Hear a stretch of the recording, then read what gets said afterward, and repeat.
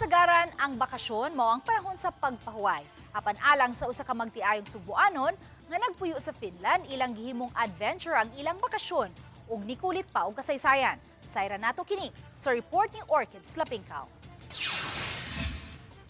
Kung imong pangutanon unsay pinakalisod sa usa ka relasyon, daghan tingali ang motubag, pagsalig, paningkamot ug pagsinabtanay. Apan sa Finland, literal nga kinahanglan yun nimong pasanon ang imong kapikas.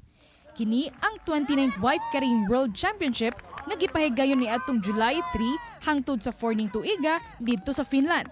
Usa ka talagsaong lumba nga nailhan sa tibuok kalibutan diin pasanon sa bana ang iyang asawa samtang moagi sa tubig, balas, bungtod ug nagkalain-laing mga babag.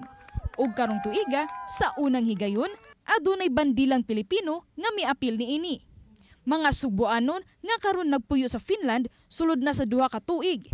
Sila si Yuhilin Marie Glenn ug Joseph Ryan Kasipong nga mipili nga mahimuong lahi ang ilang summer vacation.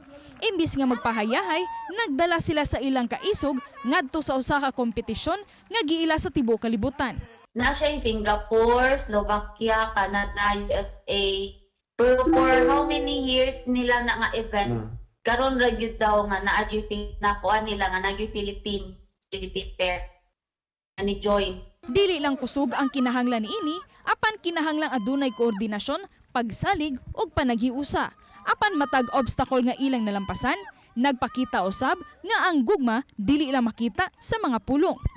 Makita usab kini sa pagtinabangay. Mas dako ang ilang misyon nga ipakita nga bisan asa sa kalibutan ang Pilipino anda musulay, magig kompetensya ug mopasigarbo sa atong bandila. Kuan maka-proud siya kay inana ano marag maka-proud po nga among nadaang ang Philippine flag diri. Gikan sa 45 ka mga parisan, nahuman sila nga ika-33 sa elite category. Apan bisan unsa pa ang ilang nahimutangan sa resulta, daan na sila mga mananaog. Tungod kay sila, ang unang mga Pilipino nga midala sa ngalan sa Pilipinas ngadto sa wife carrying competition sa Finland.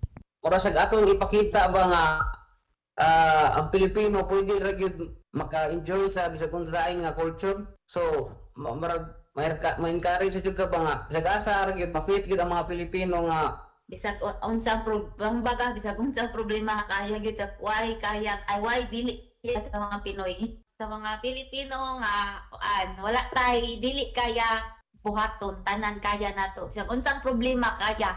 So mora siya nga mga Pinoy na siya kusog. Ako si Orchids Lapingkaw, Balitang Bisdak.